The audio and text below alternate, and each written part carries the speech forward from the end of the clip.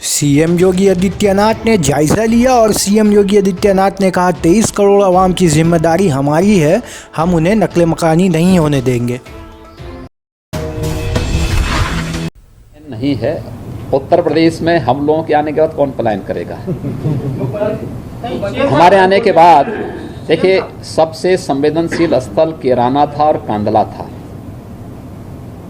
कैराना के उद्यमियों के बयान आज आपने पढ़े होंगे और मुझे लगता है हिंदुस्तान को अगर आप देखेंगे, जो लोग प्रतिष्ठित समाचार पत्र है हिंदुस्तान, आज उसको देखिए, उसमें उन्होंने कुछ उद्यमियों के बयान उसमें लिखे हैं। कैराना में 2017 के पहले क्या स्थिति थी और 2017 के बाद क्या हुई है।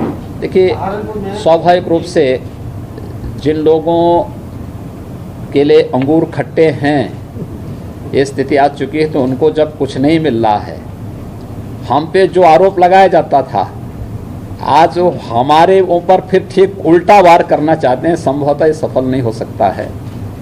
हम लोगों के रहते प्रदेश के अंदर कोई भी पलायन नहीं हो सकता है और मैं इस बात के लिए आश्वस्त करता हूं, प्रदेश की 23 करोड़ जनता की सुरक्षा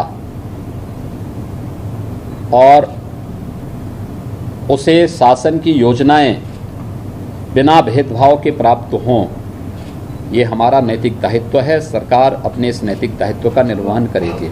कोई पलायन की कोई समस्या नहीं।